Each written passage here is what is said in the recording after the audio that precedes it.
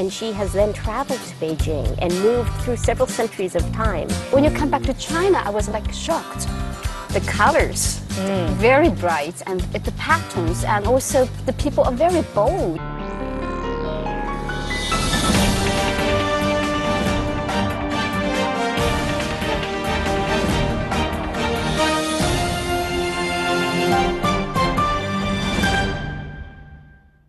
Hello and welcome to Crossover. I'm Yi Shu in Beijing. Today we'll be looking at China through the photographer's lens. We'll be introducing a number of photographers who have used their camera to show us a China that we rarely see. But before we introduce them, I'd like to introduce my studio guests first, Jocelyn Ford and Chen Xiaomei. Welcome to Crossover. Thank you for being here. Well, thank you for inviting us.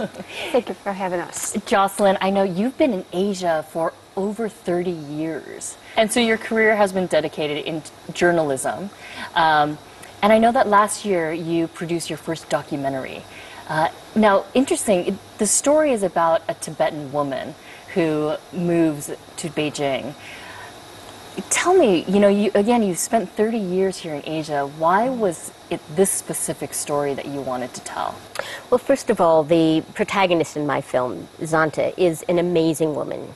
She is compassionate, charismatic, and she calls the shots as she sees them. She's very honest and frank, and it's very rare that you get somebody who's been through a very tumultuous process of moving from her small village. It's actually in Sichuan, a Tibetan village that really is pre-industrial era. And she has then traveled to Beijing and moved through several centuries of time and experienced a trip that I think a lot of our ancestors and people around the world are experiencing today. They're migrating from one place, from one culture, into another. And in this case, it happens to be within the same geographical country, but from one culture to another culture.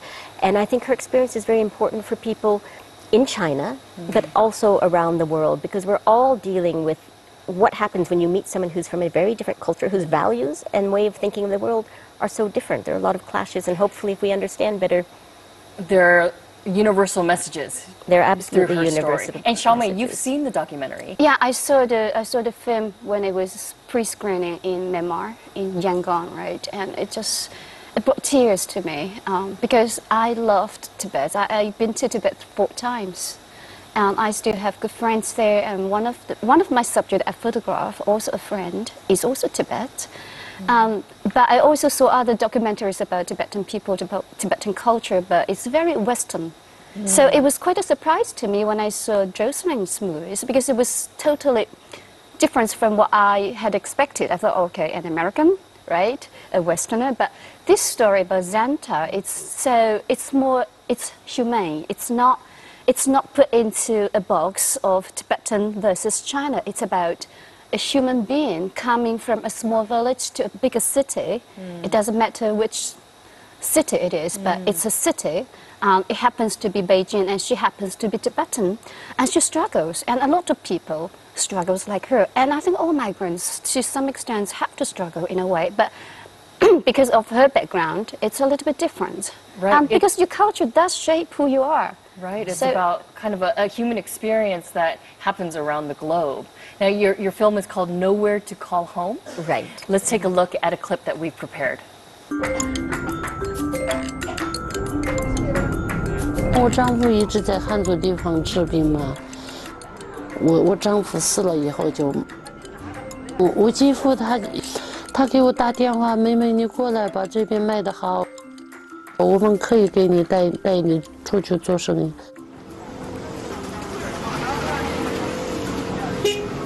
过了2、3个月以后吧，那个时候我就想起，哎呀，这也不是办法，我已经来了北京，就是。 不要光跟他们一样吧，我就做一个不一样的吧。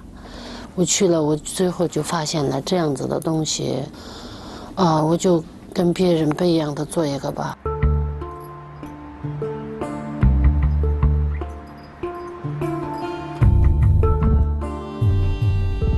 是别人再好卖我不想做别人的东西，但是他抢了我的生意，我再也不想做这个了。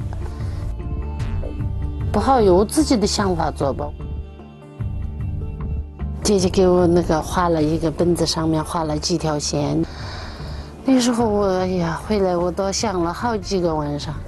哎呀，这个都是在那个纸里面可以画呀，但是我做的时候我要这么做啊，我一直想。后来我就说啊，这个也可以手工做呀，我也可以这个上面可以雕啊。后来我才用了这个。这个用到了的时候，我特别非常的高兴，因为我是藏族人嘛，他是藏族的做工啊，不仅是藏族的做工，这是后夫的做工，就这样我也能做到这个了，我非常高兴这个。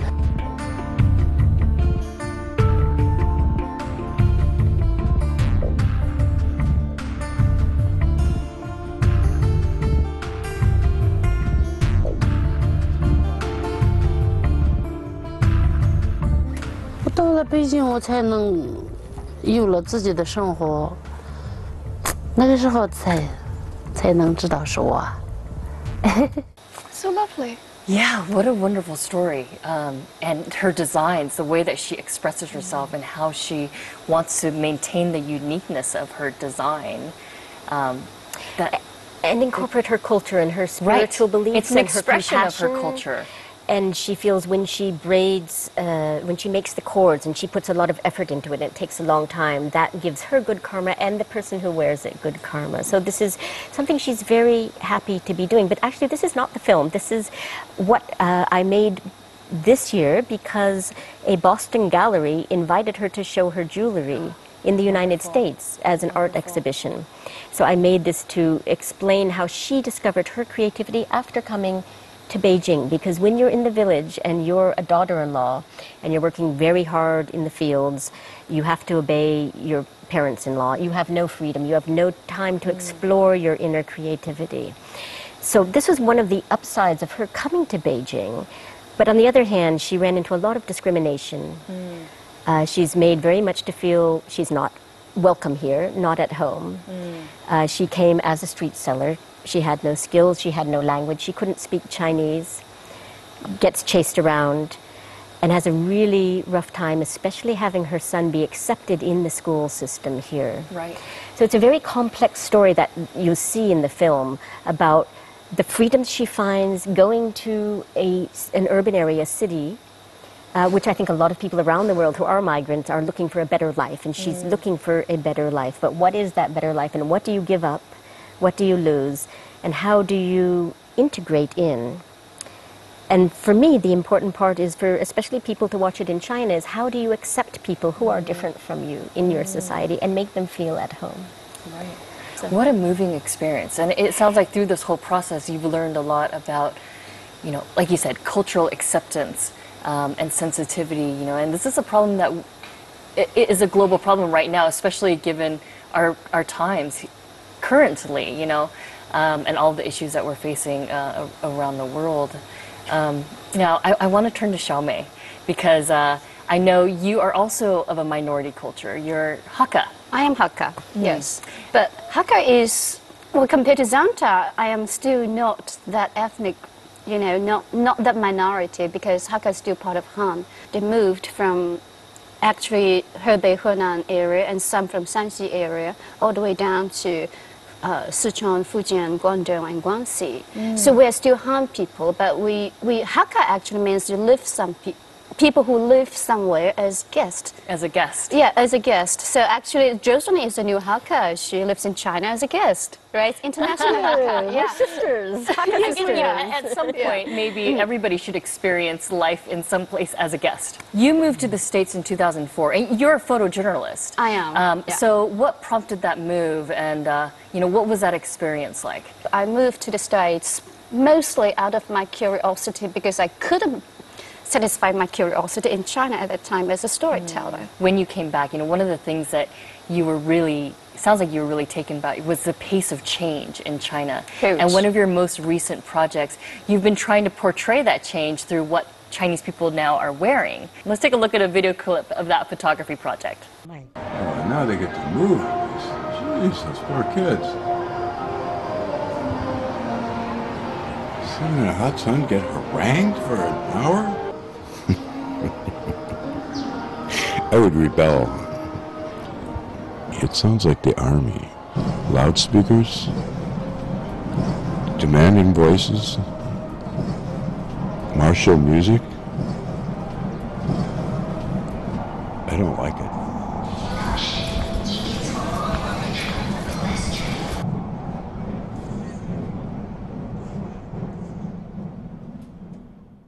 Super fun. It's fun. It's very fun. I had great fun doing this for 4 years. I'm still doing that. You did that for 4 years. So the project is called Social Landscape We Wear. Yes. And I heard, so you used an iPad or tablet for this? I used an iPad. Okay. When you come back to China, I was like shocked. The colors, very bright, and the patterns, and also the people are very bold. It's very different from 2004, 2001. When I left China, I think people are more quieter. The fashion is much more quiet, right. you know? And subtle tones, yeah, maybe muted tones. Yeah, but now it's much, much brighter. And also, just like the way they choose, and also the way they carry themselves are very different. Well, you know what I love about Chinese fashion is sometimes, I feel like sometimes in the U.S. there's this underlying social commentary and judgment that people place on what other people wear. You know, oh, you should wear this or you shouldn't wear that. But in China, that judgment isn't there. So you could be, like you said, as bold as you want to be. It's very bold. Expressive. Yes, expressive. Expressive. Yeah, express yourself. Yeah. I mean, we have somebody, you know, we were all commenting on the man with the wings on his pants and Yeah, his yeah, shoes. I love that. That's my favorite shot of the... I find it inspiring. I now want some wings to put all, you know. I love, you know, it's not just on his shoes. It was the whole body. But you know, that tells me something about a change in Chinese people. The younger generation, they're not afraid to express themselves. They're not afraid to be different. But for my generation, I think my parents kept telling me since I was a little kid, you're not supposed to do this, you're not supposed to do that, you cannot wear this, and you cannot wear that. And we have dress code at school when I was a teacher. But now you come back, you see, okay. So you wouldn't feel comfortable wearing No, clothing actually, like that? I'm quite reserved in a way. Where do you feel like that shift happened? You know, when you say young generation, post 90s? Post night, actually, it started from post 80s, I would say, or post 85, and people are more comfortable expressing themselves via different ways, not just fashion, but also the way they speak, the words, the verbal choices they use, and the jobs they choose. They don't have to, like, for us, you have to really think before you quit your job, right? But for the younger generation, post 85, post 90, I think they are like, I live right now. I just do what I want. If I'm not happy, I'm going. Right. If this makes me happy, I just do it. It's a very different mindset. It's a very different lifestyle. Mindset about life, right? Yeah. And their perspective. So you're walking around with your iPad all the time? All the time. Yes, all the time. Yeah, so I have these images from all over China. I have images of, you know, old women with bound feet. I just like when I'm on business trip or on photo assignments, I just photograph whatever I want. So from rural China, from Beijing, or even from Shanghai and Guangzhou, or small towns like my hometown. So it's quite representative. Actually, you do see the differences in social classes, differences in geographic places. So you see that, you have elegance. Was there a place that really surprised you? Based on what you previously had, you know, your perceptions before going there, and then what you actually were able to record or document there? For these projects, the way I do it is quite different from my other projects. I don't go there to photograph some people. I am everywhere, wherever I go. I see something. It's opportunistic. Yeah, it's opportunistic. Yeah, and I just photograph them. And the first year I came back, surprise every day was like, wow. And sometimes my colleague and I, we were walking to lunch break, and all of a sudden she found me disappeared, gone. I was rushing. You're following somebody. Yeah, I saw someone wearing something quite unique or quite outlandish or quite elegant. I was just go. All right, when we come back, we're going to talk more about seeing China through the camera's lens. Please stay with us. And she said, "How dare you photograph our glorious Mother River in this way?" Too often, people just look at the icons, what everybody knows to exist, and they forget to look at the true nature of something. I realized I use my camera to look into myself at the same time to look out into the world. It's a passport. For the middle class and upper class, these photos will reveal a side of China that they might be unaware of.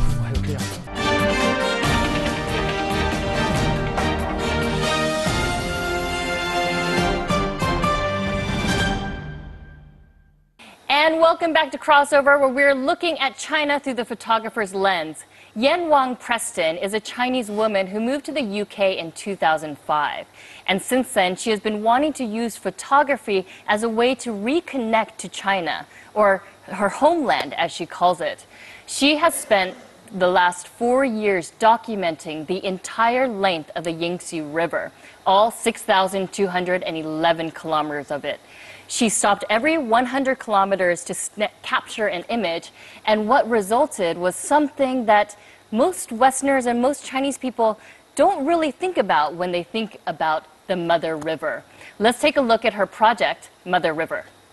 First of all, I think I wanted to reconnect with my homeland, because in 2005 I moved to England. I was very homesick. So at the same time, I started getting trained to be a photographer. So there's two things. I wanted to go to China to somehow reconnect and with photography. The Yangtze River is one of the most iconic natural landmarks in China.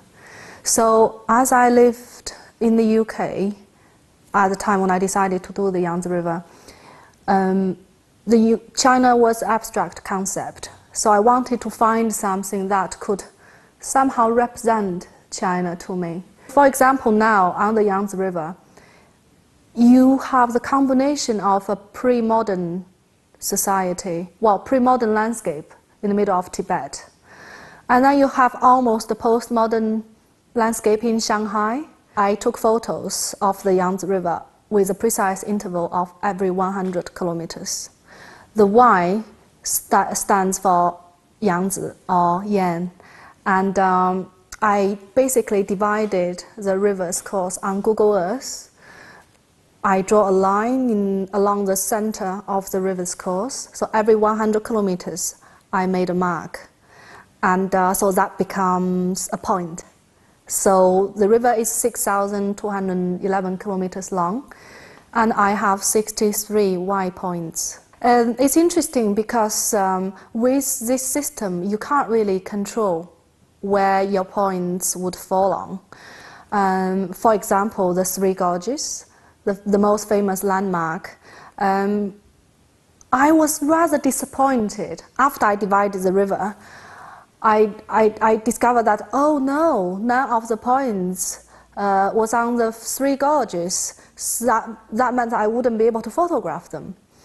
But there's something in this, because I pretty much decided that I was going to shoot the river in this way, because most photographers, including Chinese and international photographers, when they go to photograph the Yangtze River, they always go to these famous places, the Three Gorges, Shanghai, Nanjing, the big cities. So some areas of the river, for example, the first 2,000 kilometers, very few photographers actually went to photograph them.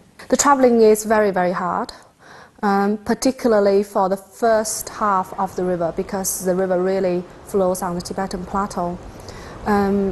I think part of it is about the unknown. You don't know where you're going. Every day is a new beginning, and you don't know what you're going to photograph. So there's anxiety in that traveling. On the Tibetan plateau, it was very difficult. For example, at Y5, on the map, it's almost like a blank area. There's nobody there. There's nothing. So we had to follow the only direction we knew, east. And we had to drive across 15 wild, half-frozen rivers. We nearly got stuck in quite a few of them, and obviously we had to come back in the same day. So by the time I got there, I only had about 15 minutes to photograph. It's a bit like climbing a high mountain. To reach the summit is only half of the story, you need to come back. So really that's expedition photography. The year after I completed the project, in 2005, I had 4 solo expeditions in China. I remember in Wuhan, during a talk, one lady stood up and she pointed at my nose and she said, "How dare you photograph our glorious Mother River in this way? You are probably too young. When you are a little bit more mature, you'll take better pictures."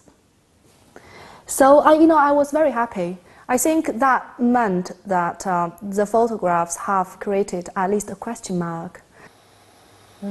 Quite amazing. Yeah, she said that it was 4 years of blood, sweat, and tears. I mean, she was definitely put in some very challenging situations, the snow. But what I found really interesting with this project was it was almost a very mathematical approach to what she was going to photograph. She was going to photograph every 100 kilometers. And so, whereas I think this is what she alludes to, whereas a photographer might say, I'm going to shoot the Yangtze River and I'm going to pick my subject matter, she had to wait and see what she would see at every 100 kilometers, then determine how she was going to use her camera. What's your feedback? I absolutely love this concept because I think too often people just look at the icons, what everybody knows to exist, and they forget to look at the true nature of something. And I feel like what she has done here and what you have described in my film are all about time travel in China. That she has done it in a physical world. She has moved from a pre-developed area and then shown us in arbitrary, somewhat arbitrary, I mean very precise but arbitrary at the same time, slices exactly what has happened and how that process is taking place and what it's doing, the good, the bad, and the ugly, because she doesn't know what she's going to get. So I think it's a great way to help people rethink something they thought they knew. Right. Tell me about this this power of reconnection that she's feeling, and we talked about it in the last segment with you, Xiaomei. The feeling that she needed to use the camera to reconnect to her motherland. Do I do the same thing? I mean, do you do the same thing? I realized this a couple of years ago, a few years after I started photography, and I was invited to a show, and I had a photo of a Tibetan kid looking out of the window. And when he was looking out, he was looking out into the world, and I was looking into his world. And I titled the photo, "Look In, Look Out." And then after that, about 2 or 3 years after that, I realized I used my camera to look into myself, at the same time to look out into the world. It's a passport that connects me with the people I photograph, with the culture I photograph. And then when I come back, I did photograph my mother's home village too. And I'm still doing that, and I started in 2008. It's really different when you have this camera and you don't have this camera, you go into a place, it's a totally different experience and how people look at you and how you look at people. Actually, I'm finding that very much with the Tibetan community that I'm interacting with in China, in that I think once you reach a certain level of economic affluence, that you do, for a while, to get there, you have to sometimes live in somebody else's world, everyone's cultures. You have to step away. And now I'm finding some Tibetans here are trying to reclaim their culture and reinterpret it in a modern era. They're in Chinese cities, but they're trying to introduce their own elements. For example, in Chengdu, there's a wonderful coffee house where they have all sorts of young Tibetans using Tibetan culture, but marrying it with other influences. So I saw, for example, a fashion show by a young Tibetan designer, the first fashion show, where she had incorporated Tibetan designs and contemporary designs, and I feel like there's a flourishing culture at this point in China, both recapturing where one came from, because China does change so fast. And giving a new life to old traditions. We've been talking about photographers who travel, or even journalists who travel, to give a different portrayal or depiction of what China is. Our next photographer is called Ma Hongjie, and his project, The Family Belongings of the People of China, took him 11 years to document, and he went throughout China taking pictures of Chinese families and all of their belongings. And what we see from these pictures is this tremendous diversity in both economic and social aspects. Let's take a look at his work. 其实这些家庭呢，我基本上做到一个什么？每个省，中国每个省要去做一家。 I picked one family from each province in China. China is a large country. You cannot determine the development and growth of a province based on one family. But I hope each family can show an aspect of their province. I understand that there are limitations to this, but the homeowners I have selected are very sincere and humble. They are open and welcoming. Of course, there are coal mine owners who own BMWs and Hummers, but they are not willing to be interviewed. 我也想，我曾经找一个朋友说，我们找一个煤老板去。 They don't want me to film their houses. Their fortune and income are linked to their position. So in this case, they do not want their house to be revealed to the public. Unlike ordinary citizens whose wealth is built upon their hard work, they have nothing to hide. From an artistic point of view, it is important to focus on the life of the ordinary people. 那么百姓不一样，百姓财产就完全是我自己收获而来的。我的财产有多少都是我的自有的私有财产，我没有什么不可坦然的去拿出来让别人去接受的。船上这户人家，他生活是在黄河小浪底水库呢，是在河南。 This family lives on a tiny boat at the river mouth of the Yangtze River in Henan province. I have been following them since 2002. They long for a house on land so that they won't have to drift around on the boat. 从02年开始关注他的，因为我在他们家，我跟他们去。 The rivers in China are polluted, and the fishery industry is on the decline. So it is difficult to make a living based on fishing. They want to live on land, but they have no place to stay. 因为我们知道现在这个中国的那河流的污染很严重，就资源，就是渔业资源也很枯竭。 All property has been allocated, and all the land is state-owned. Who can offer a piece of them to them? They won't be able to afford to buy land on their own, because they don't have any money, so they can only continue to live on the boat. 国有的任何一个土地都是有人家，任何一个土地就是由这个分配给各户人家，这就是包产到户的。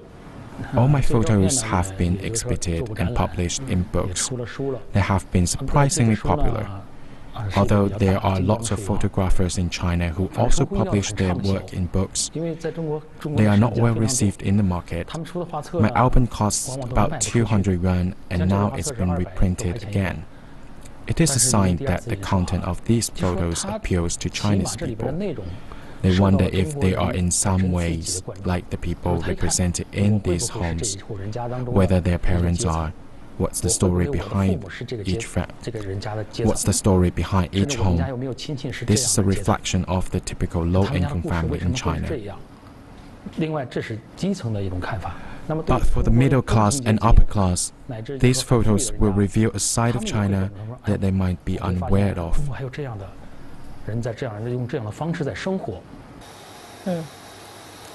Amazing idea. I love this project. I know about this project since You've heard of it? I've seen it from time to time over the years on internet, and I think he's pretty well known, this project, because so just like you said, it's very popular. It's a great idea. It's amazing. And each photograph is a story about how this family lives, right? And I thought what was very interesting was the beginning of his interview, where he talks about who was willing to be photographed, who was willing to take out all of their possessions from their home and for everybody to see. And it was, your average person, nobody with extreme wealth or extreme, great job, what we would call white-collar professionals. It was your average 老百姓, average person. I must admit, when I first saw his work, I felt rather voyeuristic, because of course I want to see what other people have. I think it was in a gallery in Beijing or someplace. And yet at the same time, these people are standing proudly by there. So they're very inviting proud. us in. Right. Which is an amazing, experience. So the issue of who is willing to share that and who is not willing to share that, I think says a lot about society. It says a lot about those people who are not who are afraid to show what they have. And what that he would be says, I true. think, when you look at those photos, it makes you reflect about yourself. He's hoping that people will see that and wonder about, their family members or their ancestors, their mother and their father. And then it's also for some other people to say, do I need look at, people are living like this. Do I need everything that I have? I think there's a little bit of a message there. But I think there's also the other side that is like, oh my God, who has more? It's like keep up with the Joneses in English, right? They have a car, they have 2 cars, I have to have 2 cars sort of feeling is, I think that's still quite prevalent actually in China and in most places in the world, is who can accumulate more materialism. So I'm not quite sure that I'm as optimistic about you as the message that some people might take out. They might say, oh, I'm better off than them, like or at least, oh, thank goodness I'm, But it is a message. Different people would have different takes, right? Well, that's the thing, right? This type of photography, people will react to it in different ways, but at least it creates that sort of dialogue and that's discussion. Important. It's very much like your film. It creates a dialogue. It makes people think. I don't think it's complete. It would be great to have people, officials, business people, CEOs, show off your belongings. That I don't want to see that. Right? I don't know if I want to see that in a photograph. What I would do is I would bring them to the exhibition and photograph them watching the exhibition of the other people. That's the way I would handle it. That would be great. That's a great idea. I will tell our director who interviewed Ma Hongjie, our director Giuliano, to give him that feedback. Maybe that'll be the next project. All right, when we come back, we're going to talk more about looking at China through the photographer's lens. Please stay with us. Girls nowadays are more independent and free than 8 years ago. In general, men have been in a position of power. They're less likely to want to leave and go on to something new, whereas women in most societies have less to lose by throwing off and doing something. Welcome back to Crossover, where we're taking a look at China through the camera's lens. We are now going to look at a very vibrant aspect of China's society today, which is young women. Our next photographer, Luo Yang, has spent her time documenting the life of young women and girls throughout China. Let's take a look at her work.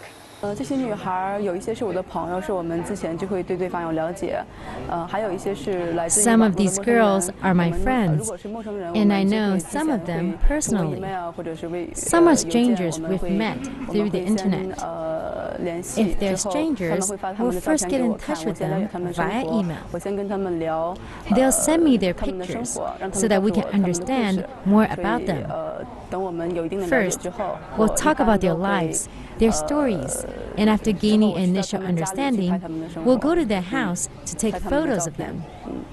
首先我 I take 拍摄女 photos of 孩 these 是表达我 girls to 自己， express my 摄影是 understanding 我 of 自己 life. 的表达我自己的一个窗口。 Photography is an outlet 表 for 达我 me 的 to 感 express 感 my 受， feelings, 表达我一些 my 情绪， emotions, 还有对生 and 活 my 的一些困 uncertainties 惑。 about life. 同时，我看到很多我身边的 I 女 have 孩， realized that 我的一 myself 些朋 and 友， my 她们 subjects 也有同样的 often 一些 share 感受。 similar 之 problems 后，她 and 们 face 也是会 similar 面临 obstacles in 对 life. 生活有同样的一些问题。 Their life 所以我 stories 觉得 are 我们 very 是有一些感 touching, 情上的共通。 so I hope others can have a 然 chance 后 to hear them. 他们的生活的故事都 Life 很打 is 动我， short, 所以 so 我希 if 望 I 把 don't 这 tell 些 their 故事表达 stories, 出来， no 分享 one 给 will 大家 ever 来看。 know, 如 which 果 will be a 不把 shame. 他们表达下来，我觉得时间很快就会流逝，都没有人知道他们的生活，会非常遗憾。我觉得他们都是一群非常 I think they're a 非常 group 独 of 立的 brave 追 and 求自己 independent 想要的 girls. 生活的人 At the same 非常 time, 勇 they're 敢 also 同时有 vulnerable. 有女性天生所带来的 These 脆 are 弱， very 是一 special 群 girls. 非常特别的女孩子。I met this unique girl. She suffers from hair loss due to emotional issues. When I went to her house, she shaved her head for the photo shoot. I think she's very brave. She also showed me her closet, and there are some colorful wigs in there. I think it's very interesting. We took photos of her with no hair and also with different wigs. She looks confident in these photos even though she's ill. It was an unforgettable experience for me. 她把他们家的柜子打开，给我看到很多不同颜色的、不同类型的假发。我觉得现在中国女孩子的这种状况改变很大。我拍照的时候，最早拍照的时候大概是07、08年，那个时候很多是。I have seen some drastic changes in girls over the past few years. In 2007 and 2008, I took photos of girls who were born in the 1980s. Now I take photos of girls who were born in the 1990s. I feel that girls born in that era are more free and individualistic. Girls nowadays are more independent and free than 8 years ago. Their exposure to the internet and the Western world appear to have made them more open-minded. Guys in China who viewed my pictures have different opinions about it. Most of the models' boyfriends are very supportive about the photos I took. While most of the boyfriends think it's very interesting, I know that most Chinese guys, on the other hand, will think these photos are too revealing. For them, it might be a bit too promiscuous.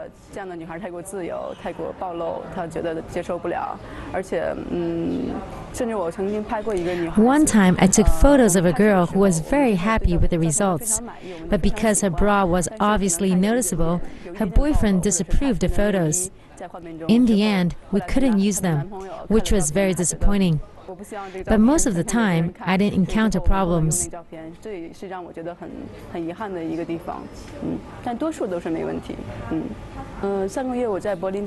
When I was exhibiting last month in Berlin, many young people came to me and expressed their astonishment and interest in my work. I feel like no matter where you're from, there is a commonality in the way people feel. We share the same kind of emotions. I think many Westerners have a preconceived idea of how Chinese people are. So when I exhibited my photos, many people were amazed and surprised. They asked me questions about a particular photo I took of a girl wearing a bra on the freeway. They asked me, is that okay for a girl in China? Maybe it's not even okay for someone to do that in the Western world. I feel like some people have a limited insight about China, so when they saw my photos, they were astounded. The exhibition was really meaningful to me. I hope more and more people can see how Chinese girls are in the modern day, and hopefully they'll develop a new mindset about how we are.